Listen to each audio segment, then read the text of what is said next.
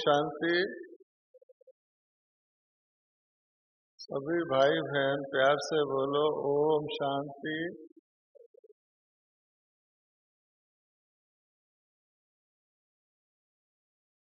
बाबा ने आज जो अव्यक्त वाणी हमने सुनी उसमें हमको एक खास बात कही है कि हमारा असली रूप आत्मा है, जो शांति धाम में बाबा के साथ रहने वाली है। और बाबा भी परम आत्मा है। और जैसे बाबा शरीर का आधार लेकर इस समय संगम युग में पाठ बजाते हैं, हम आत्माएं भी 84 शरीर का आधार लेकर सारे ड्रामा में पाठ बजाते हैं। धीरे धीरे हम अपने आप को शरीर मानने लग गए हैं, जो असली चीज नहीं है। तो बाबा ने कहा है, हर प्रकार की समस्याओं आदि से ऊपर रहने के लिए सदा अपने आप को असली आत्मा रूप मानो। और इस शरीर के द्वारा मैं पाठ बजा रही हूँ, इसका आधार समझो, मैं शरीर नहीं हूँ। उसी भाव से हम जो प्यारे बाप दादा की अव्यक्त वाणी हमने 30 तारीख को सुनी, उसको रिवाइज करते हैं और उस पर मनन और चिंतन करते हैं। भक्ति मार्ग में हम एक ही शास्त्र को एक जन्म नहीं, अनेक जन्म उसी शास्त्रों को पढ़ते आए हैं। लेकिन बाबा की मुरली तो केवल 1-2 बारी रिपीट हो रही है, इसलिए हमको नई लगती है। आप सब तो यहाँ शरीर में बाबा से मिलने आए। कई बहन भाई सोचते हैं कि मुरली तो वीडियो में आती है, हम घर में वीडियो बैठ करके अपने आराम से देख लेते हैं। तो वो क्या करते हैं, अपना भोजन भी मंगवा लेते हैं और अपने कमरे के अंदर टीवी में वीडियो, बाबा की वीडियो देखते हैं। उनको वो रस आ ही नहीं सकता, क्योंकि बाबा कहते हैं कि मेरी मुरली मधुबन में ही बजती है। तो क्या होता है, वो सोचते हैं कि बाबा तो है नहीं, मधुबन में तो बाबा आएगा नहीं, तो हम घर में ही देख लेते हैं, ये तो वीडियो है। वो भूल जाते हैं कि भक्ति में भी जो मूर्तियां हैं, मूर्तियों में भी बाबा चैतन्यता डाल के भगत को दर्शन करा देता है। तो जो बाबा सर्वशक्तिवान है, जो मूर्ति के अंदर भी चेतनता डाल के भगत को दर्शन करा देता है, क्या वह अपने बच्चों को जो उसकी वही मुरली सुन रहे हैं, जो स्वयं यहाँ सुनाई थी, वहाँ आकर के बच्चों को वासना नहीं देगा क्या? आप लोगों को क्या महसूस हुआ? ये महसूस हुआ कि बाबा मुरली चला रहे हैं सचमुच आज, या ये हुआ कि हम वीडियो देख रहे हैं? जो समझते हैं हमको बाबा की वहाँ पर मौजूदगी की, बाबा की प्रेजेंस की वाइब्रेशन आए, वो हाथ उठाओ। ठीक है, क्योंकि आप यहाँ आए तो उसी भाव से आए। तो बाबा अगर भक्तों को दर्शन दे सकता है, तो हमको जो डायमंड हॉल में बैठकर बाबा की मुरली सुनेंगे, उनको वासना नहीं देगा क्या? अपने मन से अगर कोई वीडियो समझ लेता है तो उसकी मर्जी है। अब हम ये मुरली वास्तव में 31 अक्टूबर 2007 की है, जो कल रिवाइज हुई थी। अब हम उसको वर्ड बाय वर्ड सुनते हैं और उस पर मंथन करते हैं। मुरली का हेडिंग है, अपने श्रेष्ठ स्वमान के फखुर में, अपने श्रेष्ठ स्वमान के फखुर में रहकर असंभव को संभव करते हुए बेफिक्र बादशाह बनो। तो बाबा ने यहाँ फिक्र और फखुर दो शब्दों को साथ साथ जोड़ा है। अगर आपको फखुर है तो फिक्र नहीं हो सकता, और अगर आपको कोई फिक्र है तो समझो कि फखुर में कोई ना कोई कमी है।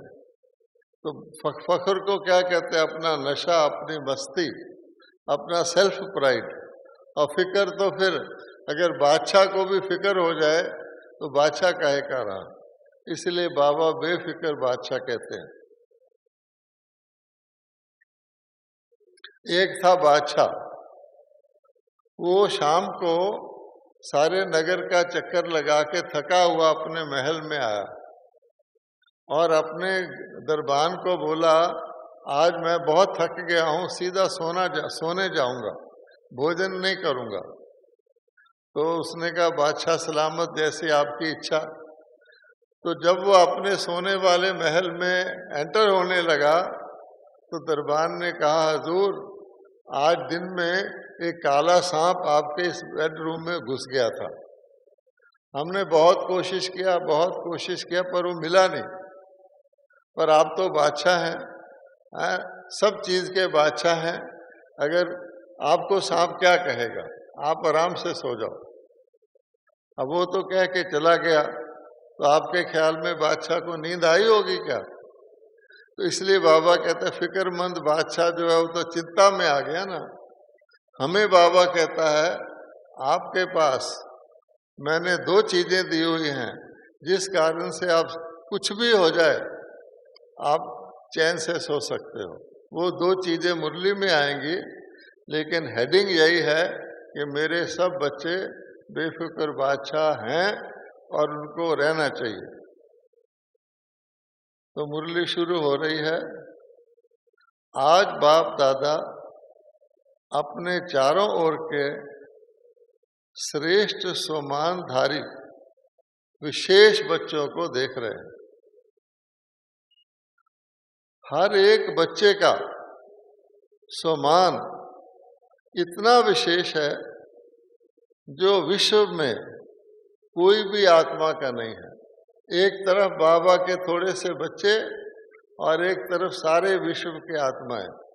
बाबा कहते हैं, सारे विश्व की किसी आत्मा में भी ऐसा विशेष समान और श्रेष्ठता नहीं है जो बाबा के हर एक बच्चे में है।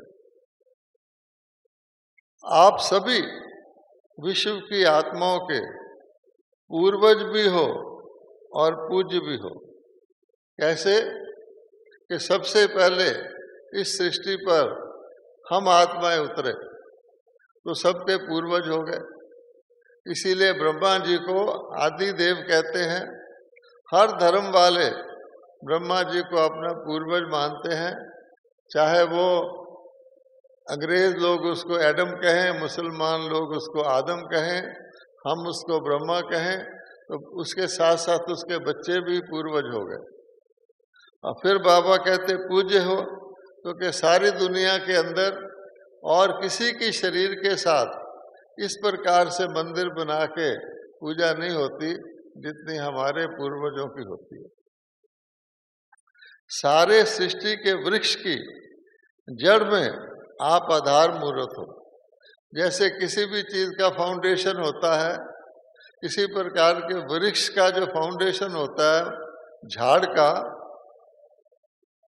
तो जिसको शायद कन्नड़ भाषा में मड़ा कहते हैं, उसका तो वो जो है वो उसका जड़ होता है। तो जड़ के ऊपर सारा वृक्ष खड़ा रहता है। अच्छा, अब ये गिड्ढा मड़ा है या तन्ना मड़ा है, आप लोग जानते हैं। सृष्टि रूपी कल्प वृक्ष को बाबा ने क्या दिखाया हुआ? सबसे विशाल वृक्ष है। अब बाबा कहते हैं कि सारे विश्व के पूर्वज और पहली रचना हो। डायरेक्ट भगवान की रचना, देवताओं की रचना, धर्म स्थापकों की रचना और है, डायरेक्ट परमपिता परमात्मा की रचना, शिव की रचना बाबा के बच्चे हम हैं। बाप दादा हर एक बच्चे की विशेषता को देखकर खुश होते हैं, क्योंकि एक पिता अपने बच्चे कौन कौन हैं, क्या बन गए, उसको देख के खुश होता है। तो दुनिया के पिता तो दुनिया का स्टेटस देखते हैं, पर बाबा कहते हैं कि मेरा एक एक बच्चा पूर्वज है, मेरा एक एक बच्चा पूजनीय है, मेरा एक एक बच्चा आधार मूर्त है। तो एक बाप के इतने सभी बच्चे ऐसे होंगे तो बाप कितना खुश होगा।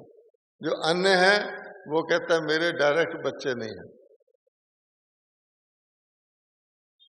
फिर बाबा कहते हैं चाहे छोटा बच्चा है, चाहे बुजुर्ग माताएं हैं, चाहे प्रवृत्ति वाले हैं, हर एक की अलग अलग विशेषताएं हैं।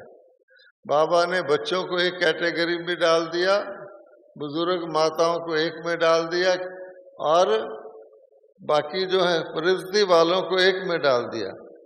हर की अपनी अपनी विशेषता है। बच्चों की क्या विशेषता है, प्रवृत्ति वालों की क्या विशेषता है, माताओं की, वो तो डिटेल है। पर अब बाबा ने क्या बताया वो सुनिए। आजकल के जितने भी बड़े से बड़े साइंसदान हैं, दुनिया के हिसाब से विशेष हैं, जो प्रकृति जीत तो बने और चंद्रमा तक भी पहुंच गए।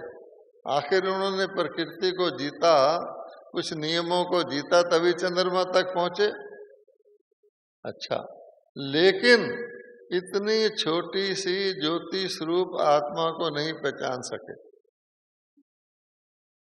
और यहाँ छोटा सा बच्चा भी मैं आत्मा हूँ, ज्योति बिंदु हूँ जानता है। किसी भी बच्चे को आप बुला के पूछो आत्मा कहाँ है, वो फौरन हाथ लगा के बताएगा यहाँ है। परम धाम कहाँ है, वो बोलेगा वहाँ है। साइंसदान होगा तो उसकी समझ में नहीं आएगा। बाबा कहते फलक से कहता है मैं आत्मा हूँ। बच्चों ने गीत भी बनाया हुआ है, हम आत्मा तुम आत्मा आपस में भाई भाई। कितने भी बड़े महात्माएं हैं, और ये ब्राह्मण माताएं हैं। माताएं फलक से कहती हैं हमने परमात्मा को पा लिया। पा लिया है ना। अब बाबा पूछ रहा है, माताओं ने बाबा को पा लिया तो हाथ उठाओ, दायां हाथ, राइट हैंड। देखो कई कन्याएं नहीं उठा रही, उन्होंने शायद नहीं पाया, क्योंकि बाबा ने माताओं को बोल दिया ना, इसलिए जो हाथ नहीं उठाएंगे बाबा उनके एब्सेंट लगा देगा। या तो देवभान होगा, पता नहीं। भाई साहब हाथ उठवा रहे हैं, ये तो मुरली में आया है, इसलिए हाथ उठाना आपके हित में है। अच्छा, बाबा पूछ रहे हैं पा लिए है ना।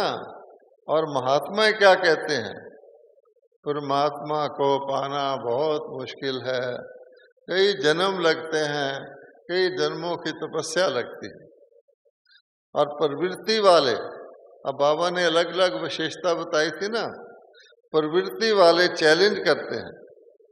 प्रवृत्ति वालों की फिर और विशेषता है, असंभव को संभव करना। प्रवृत्ति वाले चैलेंज करते हैं। क्या चैलेंज करते हैं कि हम साथ में रहते पवित्र रहते हैं, क्योंकि हमारे बीच में बाप है, इसलिए दोनों साथ में रहते भी सहज पवित्र रह सकते हैं। बताओ दुनिया का और कोई कहता है? क्योंकि पवित्रता हमारा स्वधर्म है। बाबा ने क्या बोला, आत्मा का स्वधर्म ही पवित्रता है, और पवित्रता ही सुख और शांति की जननी है। पवित्रता ही हमको पूज्य बनाती है, पवित्रता ही हमको पूजनीय बनाती है। और बाबा तो हमेशा मिसाल देते हैं कि छोटी कन्या को माता पिता भी पांव धोकर पूजते हैं, उसके आगे सब झुकते हैं, वो किसी के आगे नहीं झुकती है। जो ही उसकी पवित्रता भंग हुई, वो घूंघट निकाल के हर एक जो आएगा उसके पांव को हाथ लगाएगा। फर्क हो गया ना। सन्यासी भी बाबा कहता है घर छोड़ के चले जाते हैं, पवित्र बनते हैं तो लोग उनको सम्मान देते हैं। तब करके बाबा कहते हैं पवित्रता हमारा स्वधर्म है और पर धर्म मुश्किल होता है, लेकिन सो धर्म सहज होता है, बहुत सहज है। आप सबका शुरू का एक गीत था, तो बाबा खुद गीत बनवाया करते थे। ये गीत तो हमने बहुत कम सुना है, पुरानी बहनों को याद होगा। वो गीत था, कितने भी सेठ हैं स्वामी हैं, लेकिन एक अलफ को नहीं जाना है उन्होंने। छोटी सी बिंदी आत्मा को नहीं जाना, लेकिन आप सभी बच्चों ने जान लिया और पा लिया। सिर्फ जाना नहीं, उसको पा भी लिया। इतने निश्चय और फखुर से बोलते हो, असंभव संभव है। बाप दादा भी हर एक बच्चे को विजयी रतन देखकर हर्षित होते हैं। क्यों कि हिम्मते बच्चे मददे बाप है। बच्चों ने हिम्मत की है तो बाप ने उनको मदद की। उनको बाप का ही पता नहीं तो ना उससे मदद ले सकते हैं, तो ना वो हिम्मत रख सकते हैं। इसलिए दुनिया के लिए जो असंभव बातें हैं वो आपके लिए सहज और संभव हो गई हैं। फख्र रहता है कि हम परमात्मा के डायरेक्ट बच्चे हैं। इतना बड़ा फख्र किसी को होगा कि परमात्मा के डायरेक्ट बच्चे हैं। अब ये बताओ कि परमात्मा के डायरेक्ट बच्चे देवता हैं या ब्राह्मण हैं? परमात्मा के डायरेक्ट बच्चे ईश्वरीय संतान देवता हैं या ब्राह्मण हैं? देवताएं देवताओं की संतान हैं, वो दैवी कुल है, ये ईश्वरीय कुल है। इससे बढ़िया कुल तो कोई हो नहीं सकता। अब बाबा कहते हैं इस नशे के कारण, निश्चय के कारण, परमात्मा बच्चे होने के कारण माया से भी बचे हुए हैं। कोई थानेदार का बच्चा भी होगा तो चोर डरेगा, कोई इसको पकड़ेंगे रे, इसका तो बाप थानेदार है। अच्छा, और जो भगवान का बच्चा होगा माया उसके नजदीक आएगी, वो कहेगी इसको हाथ लगा के मरना है मैंने, ये तो भगवान का बच्चा है, उसको करंट आएगा, इसलिए दूर ही रहेगा। तब बाबा कहता है कि परमात्मा बच्चे होने के कारण बचे हुए हैं। इससे एक और बहुत बढ़िया प्यारी बात निकलती है, क्या? जो बच्चा रहेगा वो बचा रहेगा। अब आप बताओ कि सभा के अंदर कई ओल्ड एज वाले भी बैठे हैं, कई बड़े बड़े आयु के बैठे हैं, 40 साल, 50 साल, 70 साल, 30 साल। तो अपने आप को बच्चा कहोगे कि नहीं कहोगे भाई? हैं? या हम बड़े हैं? तो हमेशा कहते बाबा हम आपके बच्चे ही हैं। बच्चा अपने बाप का तो बच्चा ही रहता है ना, चाहे दूसरे बच्चे का बाप भी बन जाए। इसलिए बाबा ने कहा बच्चे हैं इसलिए बचे हुए हैं, तो कभी भी अपने आप को बड़ा नहीं समझना। ठीक है? बड़े बड़े कहना, सदा सुखी रहना, बड़ा कहाना, मुसीबत में आना। तो जो ही आपने समझा हम बड़े हैं, बच्चे नहीं हैं, तो मन मत आ जाएगी। बच्चा तो माता पिता का कहना मानता है, बड़ा क्या सोचता है, माता पिता क्या समझाएंगे, अब मुझे बहुत अकल आ गई, ये धोखा नहीं खाना। तो बाबा कहते हैं श्रीमत पे कौन चलेगा? जो बच्चा होगा। तो इसलिए अपने इतने श्रेष्ठ सम्मान को जानते हो ना, क्यों सहज है? बाबा ने कहा तुम्हारे लिए मुश्किल आसान क्यों है? अब सुनिए, क्योंकि आप साइलेंस की शक्ति द्वारा परिवर्तन शक्ति को कार्य में लगाते हो। साइलेंस की शक्ति सबसे बड़ी शक्ति है और साइलेंस की शक्ति में परिवर्तन होता है। और परिवर्तन होकर साइलेंस की दुनिया में जाते हैं। जब तक साइलेंस की शक्ति यूज नहीं करेंगे परिवर्तन नहीं होगा।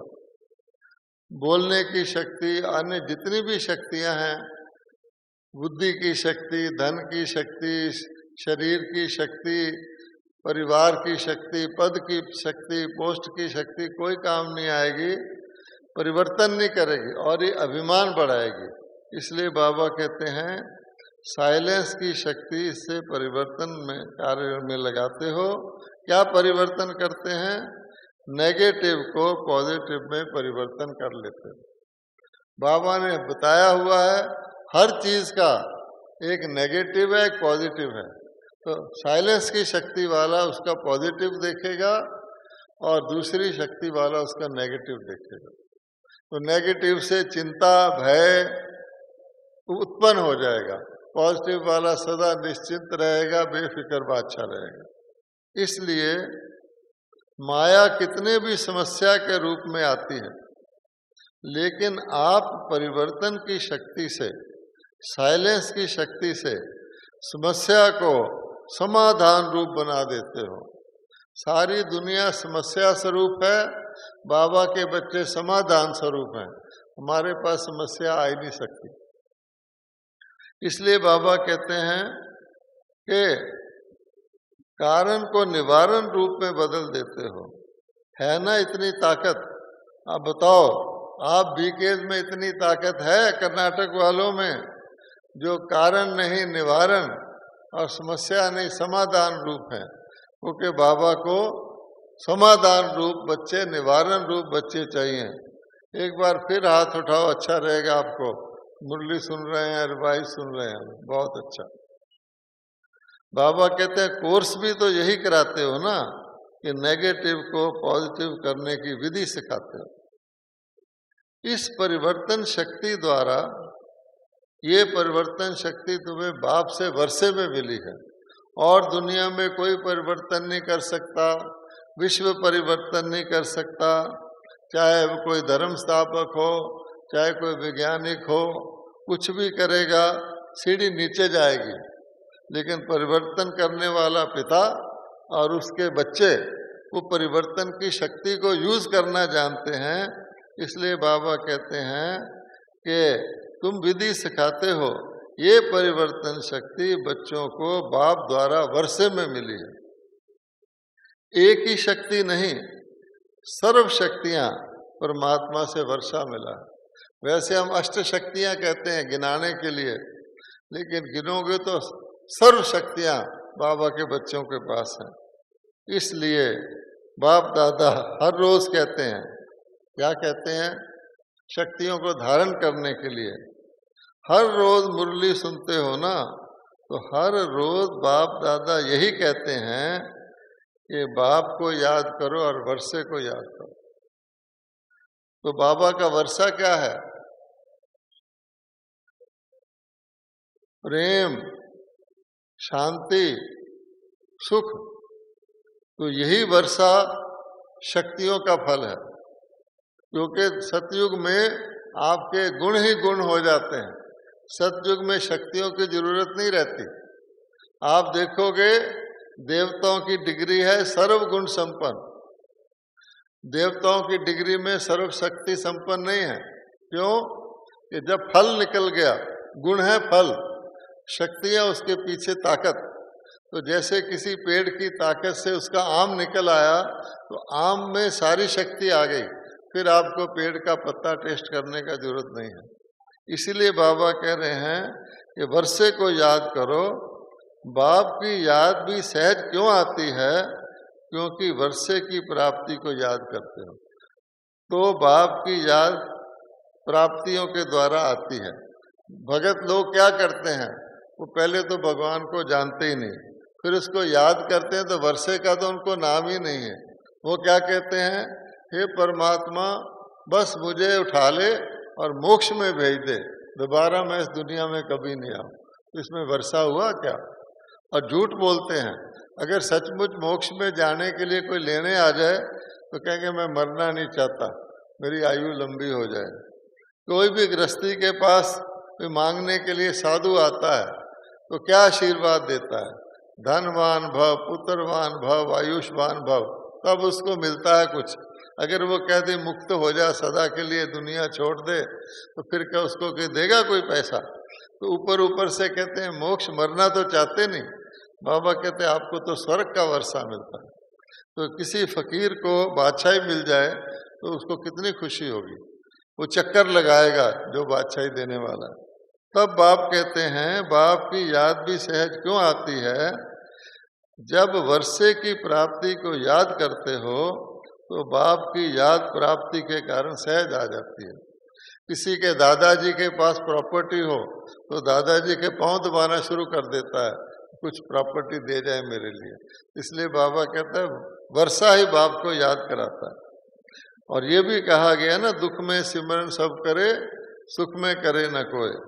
हर एक बच्चे को ये रूहानी फखर रहता है, दिल में गीत गाते हैं। वो कौन सा गीत है? जिसमें सब कुछ आ जाए। पाना था जो पा लिया, काम क्या बाकी रहा। सभी के दिल में ये स्वतः ही गीत बजता है ना, फखर है ना। जितना इस फखर में रहेंगे तो फखर की निशानी है बेफिक्र। कोई धनवान होता है तो बार बार थोड़ी याद करता है कि मैं धनवान हूँ, अपना पासबुक देखता रहता है। कहीं भी जाएगा, सोएगा, उठेगा, उसको पता है कि मैं धनवान हूँ, उसको फखर रहेगा मैं धनवान हूँ। कोई व्यक्ति को किसी प्रांत का कलेक्टर भी बना दो तो हर वक्त चलते फिरते उसी में रहता है, फखर में मैं कलेक्टर हूँ यहाँ का।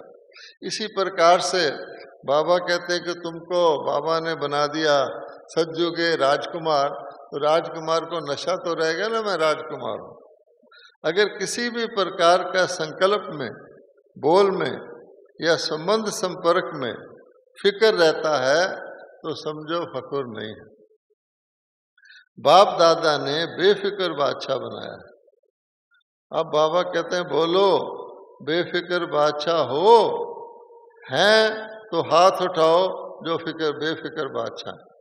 बाबा कह रहा है आपको चिंता नहीं है, फिक्र नहीं है तो हाथ उठाओ। मैं होता तो 2 हाथ उठाता, आप तो एक ही उठा रहे हो, बहुत अच्छा। अच्छा, फिर बाबा पूछ रहे हैं फिक्र बेफिक्र हो या कभी कभी फिक्र आ जाता है? हाँ? अच्छा है, जब बाप बेफिक्र है तो बच्चों को क्या फिक्र है? जब उसे ही गम नहीं तो हमें क्या गम है? लेकिन बेफिक्री 2 तरह की होती है।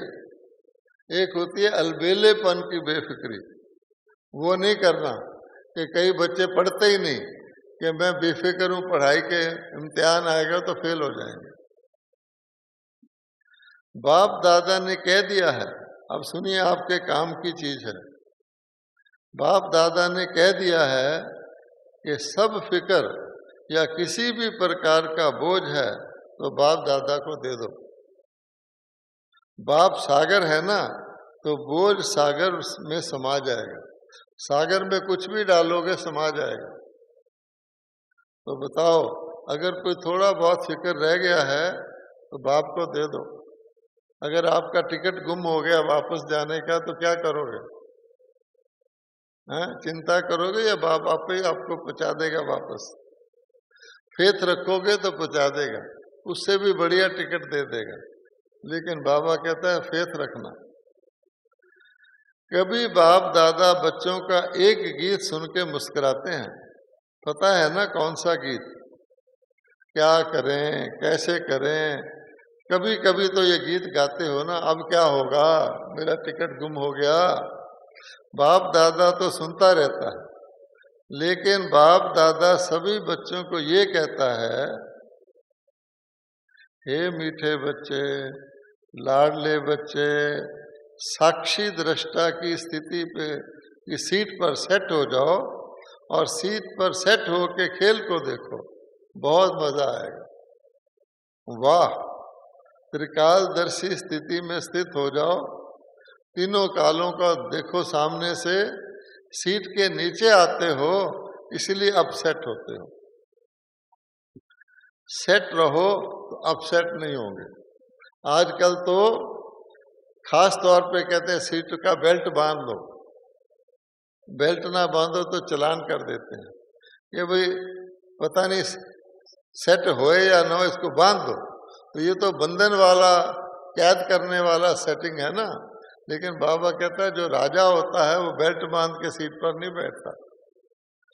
दुर्गा जी शेर पर बेल्ट बांध के नहीं बैठी हैं कि शेर हमें नचा देगा। सिंह के आसन पर बैठी है। सिंह कहते हैं शेर को। शेर होता है बादशाह जंगल का।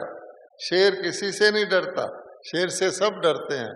और शेर के भी जो ऊपर बैठ जाए वो तो बादशाह हुआ ना। इसीलिए राजा की कुर्सी को सिंह आसन कहते हैं, सिंह का आसन।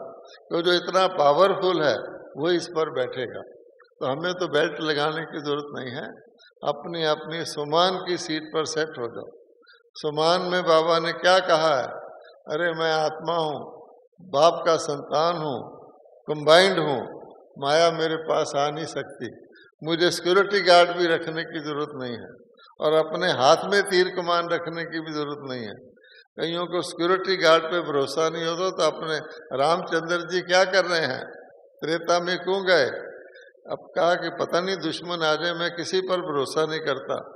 सिंहासन पर बैठ के तीर कमान रखा हुआ। बाबा कहते हैं अपसेट नहीं होंगे। कौन सी चीजें बच्चों को परेशान करती है? अब बाबा आपके दिल का भेद भी जानते हैं कि सीट से अपसेट क्यों होते हैं। चंचल मन, जैसे छोटा बच्चा पिताजी के हाथ छुड़ा के मेले में गुम हो जाता है और फिर अनाउंस कराता है मेरे पिताजी गुम हो गए हैं, है ना। ऐसा होता है ना आजकल। तो बाबा कहता है चंचल मन, भटकती बुद्धि। भटकती बुद्धि क्या करती? आप कहीं भी जा रहे हैं, आपको पता ही नहीं लगता अगर बुद्धि भटक रही है, आपने क्या भोजन किया, क्या किया, भटके जा रही है। और फिर बाबा कहता है पुराने संस्कार। वो सोचते हैं शरीर भी पुराने हैं, कपड़े भी पुराने हैं, देवी देवता तो सजे सजाए हैं और हम तो ऐसे हैं, इसलिए पुराने संस्कार साथ ले आते हैं। बाप दादा बच्चों से एक बात सुनकर हंसी करते हैं, पता है कौन सी बात? कहते हैं बाबा क्या करें, पुराने संस्कार है ना।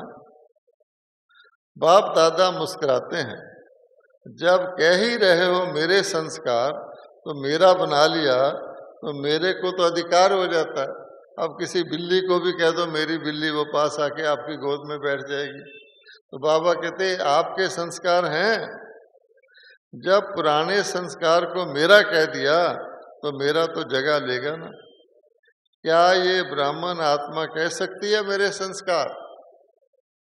हम कह सकते हैं मेरे संस्कार पुराने? मेरा मेरा कहा है तो मेरे ने अपनी जगह बना दी है। आप ब्राह्मण मेरा नहीं कह सकते। ये पास्ट जीवन के संस्कार हैं, शूद्र जीवन के संस्कार हैं, ब्राह्मण जीवन के नहीं हैं। तो मेरा मेरा कहा है तो मेरे का अधिकार लेके बैठ गए हैं। कभी आप किसी से दोस्ती कर लो और रेलवे में चढ़ जाओ और उसको टिकट ना हो तो आपको उसको पास बैठाना पड़ेगा। ये वो कहेगा मैं बैठ जाऊं ना, आप कहेंगे तेरे से दोस्ती की, अब बिठाना ही पड़ेगा, तो अंदर से आप खुश ना भी हो। इसलिए बाबा कहते मेरा नहीं है संस्कार हो। ब्राह्मण जीवन के श्रेष्ठ संस्कार जानते हो ना, और ये वो संस्कार हैं जिसको आप पुराने कहते हो, असल में वे पुराने भी नहीं। बाबा कहते नकली तौर पे पुराने बन गए हैं। आप श्रेष्ठ आत्माओं का पुराने से पुराना संस्कार अनादि और आदि संस्कार है, जिसको कहा जाता है असुल और नसुल। असुल संस्कार आत्मा के रूप से और आदि संस्कार कुल के रूप से। तो हम किस कुल के हैं? हम हैं देवी देवता कुल के, आदि संस्कार। और आत्मा रूप से परम धाम के निवासी अनादि संस्कार। वो शांति स्वरूप के हैं और वो सुख स्वरूप के हैं, दोनों पवित्रता स्वरूप के हैं। तो ये कलयुगी संस्कार मेरे कैसे हो गए? इसको तो हम छोड़ना चाहते हैं।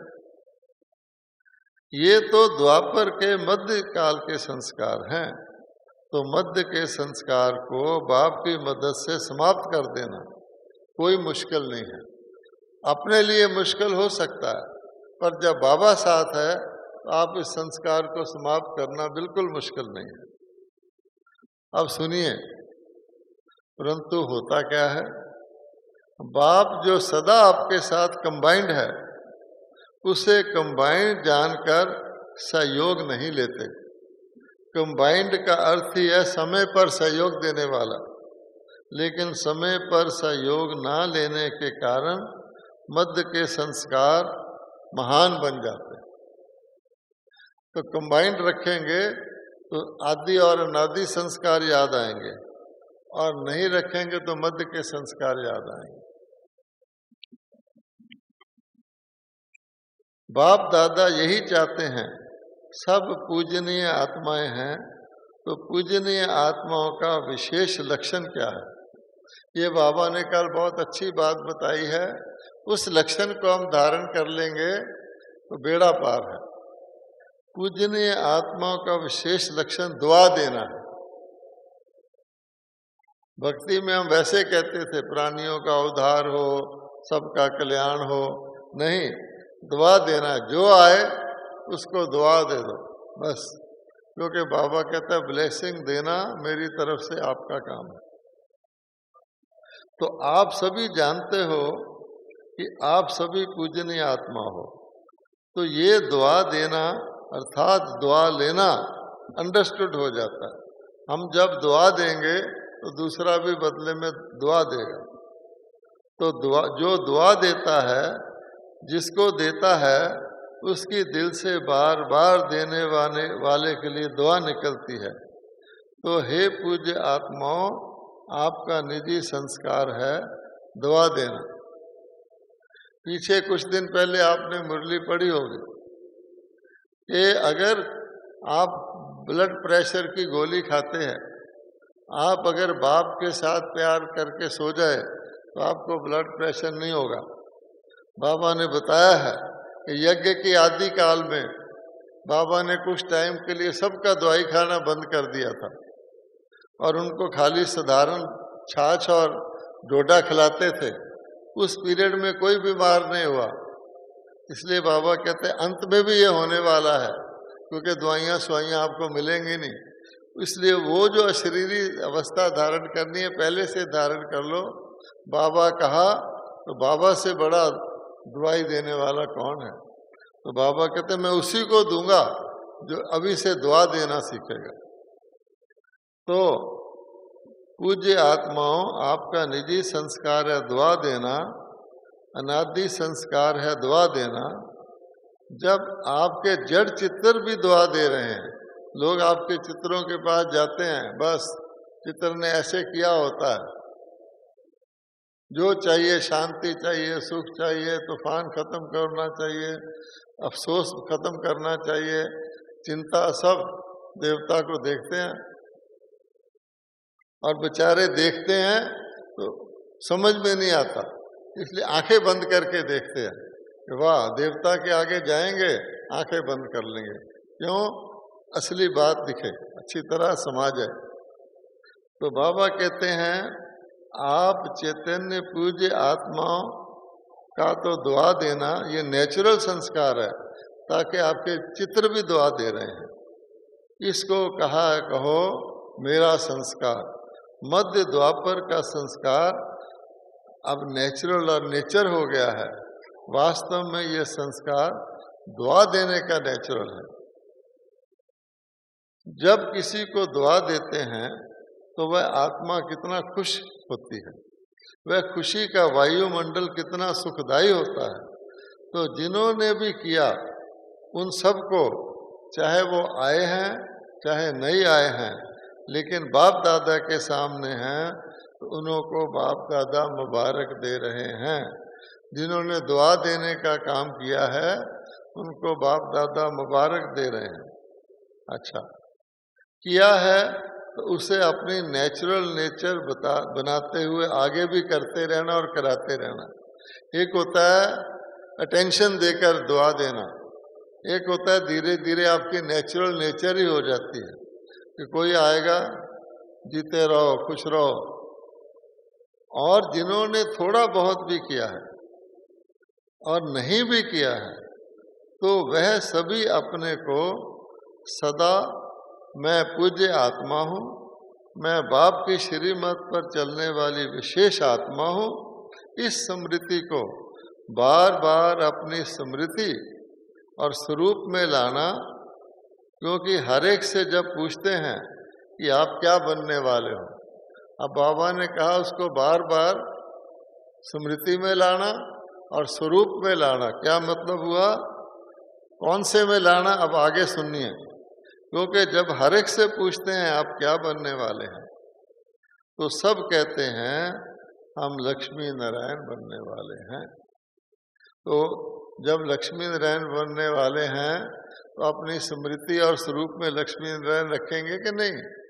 तो उनके जैसा हमारा हर्षित चेहरा होना चाहिए, उनके द्वारा जैसा हम संतुष्ट होना चाहिए, उनके जैसा हम सबको दुआ देने वाला होना चाहिए, अथॉरिटी वाला होना चाहिए। लक्ष्मी नारायण ऐसा थोड़ी है सुबह मुस्कुरा रहे हैं, शाम को उदास हैं। अगर कोई लक्ष्मी नारायण का मंदिर बनाए, अलग अलग फोटो बनाए, एक वक्त तो दुआ दे रहे हैं, मुस्कुरा रहे हैं, एक वक्त जाओ तो ऐसे सिर पकड़ के बैठे हैं, कोई इस मंदिर में जाएगा क्या? इसलिए बाबा कहता है कि अब अपना पुरुषार्थ का स्वरूप, अभी तक पुरुषार्थ का रूप सामने रखा है, लेकिन अब बाबा जो एक्सरसाइज कराते हैं अपना प्रारब्ध का स्वरूप भी सामने रखना है। नहीं तो अगर पुरुषार्थ का ही रखते रहे तो आपको लक्ष्मी नारायण की ड्रेस पहना देंगे तो आपको अजीब लगेगा। तो अभी उसके संस्कार तो धारण करने हैं ना। तब बाबा कह रहे हैं अपनी स्मृति और स्वरूप में लाना। क्योंकि ब्रह्मा बाबा को हमने देखा, ब्रह्मा बाबा जिस कमरे में बैठते हैं, अब तो बाबा का चित्र लगा वहाँ, बाबा लक्ष्मी नारायण का चित्र सामने रखते थे और बात करते करते उसको देखते थे और मुस्कुराते खुश रहते थे। और अब बाबा का टांग हिलता था खुशी से कि मैं ये बनने वाला हूँ, बार बार देखते थे। हमको भी यही करना है। तो सब कहते हैं हम लक्ष्मी नारायण बनना चाहते हैं, राम सीता में कोई नहीं हाथ उठाता। अब लक्ष्य है 16 कला बनने का, तो 16 कला अर्थात परम पूज्य पूज्य आत्मा का कर्तव्य है दुआ देना। पूज्य आत्मा कभी मांगती नहीं है, लेने की इच्छा नहीं रखती है, उसके पास देने को होता है। ये संस्कार चलते फिरते सहज और सदा बनाओ कि हम होने वाले श्री लक्ष्मी श्री नारायण हैं। किचन में जाओ, कहीं भी जाओ, मार्केट में जाओ, आपकी आंख नहीं डूबनी चाहिए कलयुगी चीजों में। हो ही पूज्य, हो ही 16 कला, तो लक्ष्य तो यही है ना, वो हम धारण करेंगे। एक डॉक्टर बनने वाला भी 1-2 साल पढ़ाई करके वो लोगों को दवाई देना शुरू कर देता है कि मैं तो डॉक्टर बनने वाला हूँ।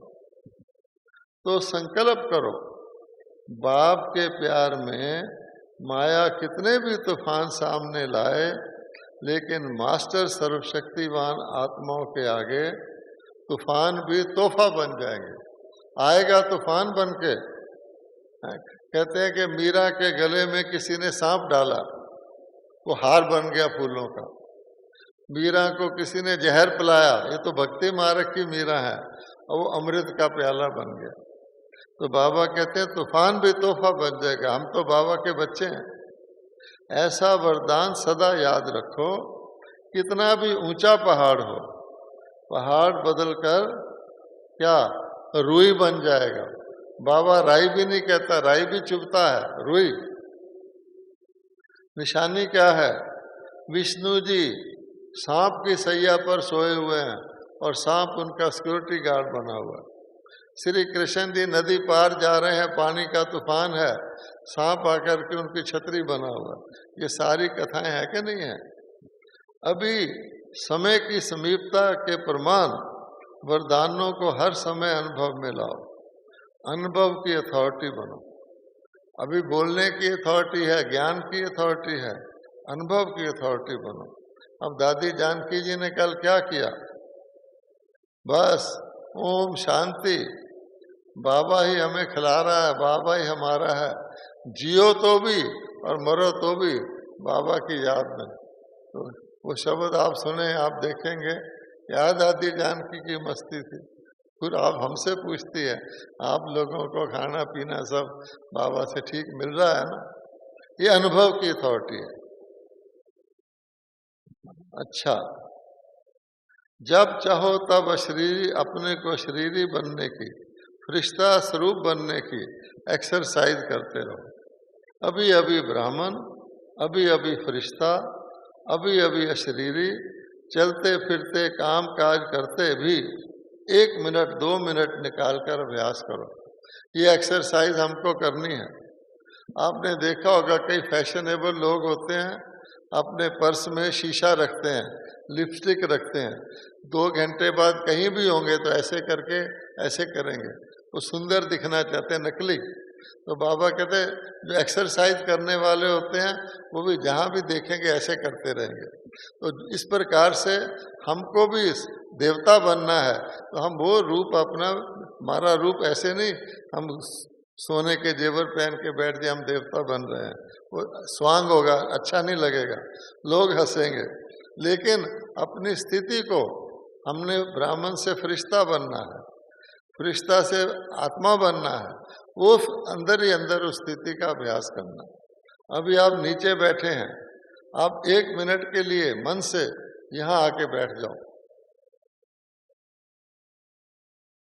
फिर वापस अपनी सीट पे चले जाओ, तो आपको अशरीरी बनने का अनुभव होगा। तो फिर बाबा कहते चेक करो कि जो संकल्प किया वही स्वरूप अनुभव किया। ऐसा भी होता है, आप सोचते हैं मैं अशरीरी बनूं और आप बेंगलुरु पहुंच जाते हो। बाबा कहते ये नहीं, चेक भी करो कि जो संकल्प किया वही बना, मन को जहां लगाना था वहीं लगाया या इधर उधर भाग गया, ये भी देखना। तो हमारी स्थिति बाबा ने बताई हुई है, अपने मन को जब चाहो, जहां चाहो, जितना समय चाहो वहां लगाओ और वापस लाओ। ये हमारे मन की शक्ति बढ़ाएगा। ऐसे नहीं मन को मैं कहूँ तो परम धाम चल और वो स्वर्ग में चला जाए, नहीं। मन को मैं कहूँ तो योग लगा और वो मुरली के पॉइंट सोचने लग जाए, ये भी नहीं। मन को कहूँ तो सो जा और वो जाग जाए, कहूँ जाग जा तो सोने का दिल करे, ये मन का कंट्रोल नहीं है। चारों ओर के सदा, अब बाबा की याद प्यार आ रही है, चारों ओर के सदा श्रेष्ठ समानधारी, अर्थात जो आप सोचोगे वही आप हो। अगर आपने सोचा मैं कमजोर आत्मा हूं तो बस, तो कमजोर हर चीज आपको मुश्किल लगेगी, आपको उठना भी मुश्किल लगेगा, मैं कमजोर आत्मा हूं, स्नान करना भी भारी लगेगा, मैं कमजोर आत्मा हूं। और अगर शक्तिशाली समझोगे तो शक्तिशाली। इसलिए श्रेष्ठ सम्मानधारी, सदा स्वयं को परम पूज्य और पूर्वज अनुभव करने वाले, सदा अपने को हर सब्जेक्ट में अनुभवी स्वरूप बनाने वाले, सदा बाप के दिल तख्त नशीन और भ्रुकुटी के तख्त नशीन, सदा श्रेष्ठ स्थिति के अनुभवों में स्थित रहने वाले, चारों ओर के सभी ब्राह्मणों को, बच्चों को याद प्यार और नमस्ते। तो हमारी स्थिति ही हमारा आसन है। हम किस स्थिति में, अब बाबा कह रहे हैं सभी तरफ से सभी के पत्र, ईमेल, समाचार सभी बाप दादा के पास पहुंच गए हैं। तो सेवा का फल और बल सभी सेवाधारियों को प्राप्त है और होता रहेगा। यानी एक तो बल और बल से उसका फल, फल है खुशी, तुरंत खुशी, आप सेवा की प्रत्यक्ष फल मिलेगा। प्यार के पत्र भी बहुत आते हैं और परिवर्तन के पत्र भी बहुत आते हैं। अब बाबा कह रहे हैं परिवर्तन की शक्ति वालों को बाप दादा अमर भव का वरदान दे रहे हैं, अर्थात जो परिवर्तन आया है वो अमर हो जाए, वो पक्का हो जाए, परिवर्तन फिर बाद में ऊपर नीचे नहीं हो। जिन सेवाधारियों ने श्रीमत को पूरा फॉलो किया है। ऐसे फॉलो करने वाले बच्चों को बाप दादा कहते हैं सदा फरमान बरदार बच्चे वाह, कि सदा ही फॉलो करते रहना, तुम्हारी वाह वाह। तो बाप दादा ये वरदान दे रहे हैं, तीनों तरह के बच्चों को दे रहे हैं। परिवर्तन वाले को अमर भाव, और सेवा करने वालों को दिल से सदा फरमानदार भाव। अब तीसरा, और प्यार वाले बच्चों को बहुत बहुत प्यार से दिल के में समाने वाले अति प्यारे और अति माया के विघ्नों से न्यारे, ऐसा वरदान दे रहे हैं। तो जो बहुत प्यार करने वाले हैं, बाबा कहते हैं मेरे दिल में समाये रहेंगे, अति प्यारे, और उनको तो माया का पता ही नहीं होगा, भगवान के दिल में समाया। क्योंकि बाबा का स्लोगन क्या है? जहाँ बाप है वहाँ पाप नहीं है, और जहाँ पाप है वहाँ बाप नहीं है। बाप साक्षी हो जाएगा।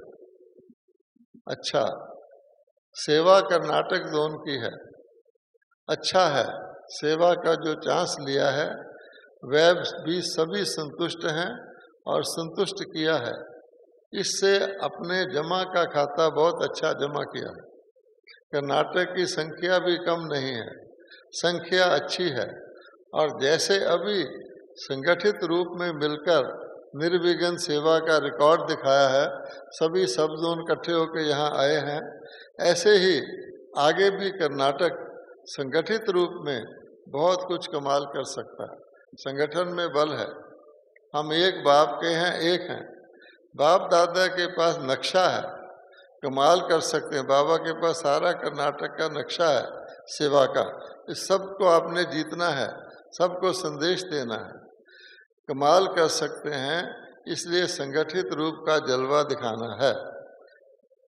अभी अच्छा किया है, सारा परिवार कर्नाटक पर खुश है, सारा ब्राह्मण परिवार कर्नाटक पर खुश है। अच्छा, बाप दादा ने कर्नाटक वालों को काम दिया था, याद है क्या दिया था?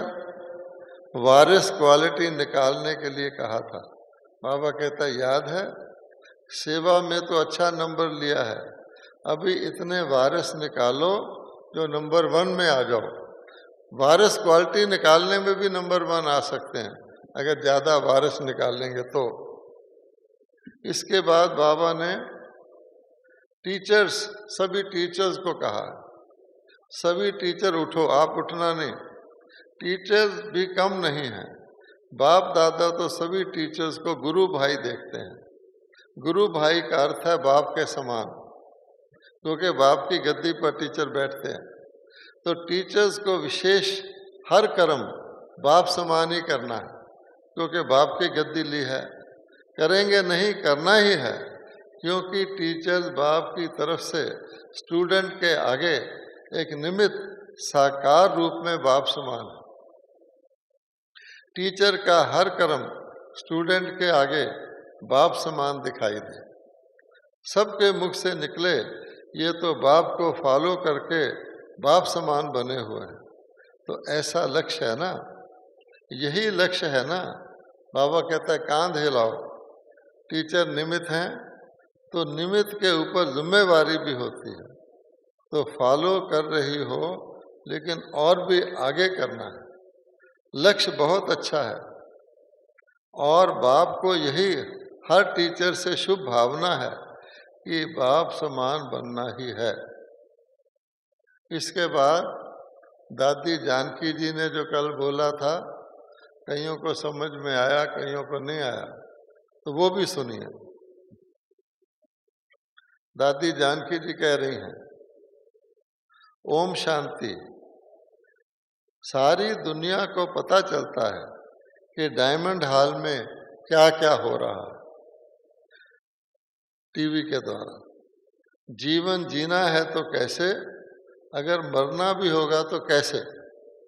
एक बाप दूसरा हम आत्मा, वाह रे बाबा वाह। वाई वाई नहीं, वाह वाह। क्योंकि कईयों को वाई वाई कहना अच्छा लगता है, अंग्रेज है ना तो वाई वाई कहते हैं, कैसे कैसे क्यों नहीं। वाह मीठे बाबा के बच्चे वाह, बाबा के बच्चों को सुख मिला है इलाही। कई तरह के सुख होते हैं। इलाही सुख किसको कहते हैं? गॉडली, जो अल्लाह से मिले, ऐसा अतीन्द्रिय सुख। किसी को ना दुख देना है ना लेना है, सिर्फ बोलना ही नहीं है लेकिन प्रैक्टिकल में करना है। प्रैक्टिकल में ना किसी को दुख देना है ना लेना है। अच्छा, अब आगे अगला सेंटेंस दादी जानकी का बहुत इंपॉर्टेंट है। कोई हमारे को दुख देवे हम लेवे नहीं, वह बेचारा है ना, वो बाबा कहो उसको कहो बेचारा, ये बेचारा मुझे दुख देने की कोशिश कर रहा है, तो लेना उस पर तरस करें। हमको दुख ले, जब उसने दुख दिया आपने लिया ही नहीं तो दुख किसके पास रहा? उसके पास रहा, वो बेचारा है। बाबा के सब बच्चों ने बाबा को दिल तखत पर बिठा दिया है। हमें वाणी से परे वानप्रस्थ में रहना है।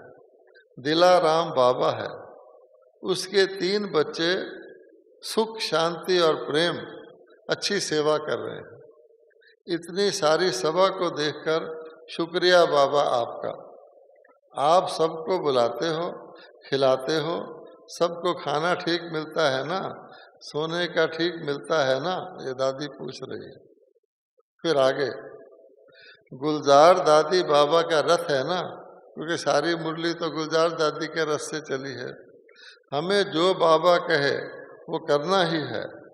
दादी गुलजार अभी वहाँ सुन रही है ना, सुनो दादी, देखो हमारे शांति वन में कितना बड़ा डायमंड हॉल है, सारा फुल है, सब आपको याद कर रहे हैं। अच्छा, ओम शांति।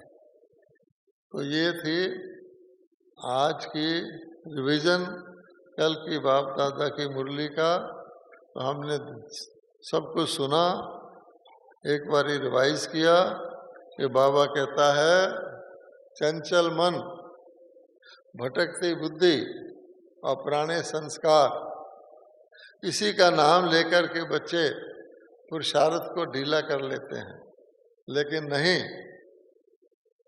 ये सब मध्यकाल के संस्कार हैं। आदिकाल का संस्कार है दुआ देना, तो दुआ देना शुरू करेंगे तो ये संस्कार समाप्त हो जाएंगे। ओम शांति। अब साइलेंस करेंगे। ओम शांति।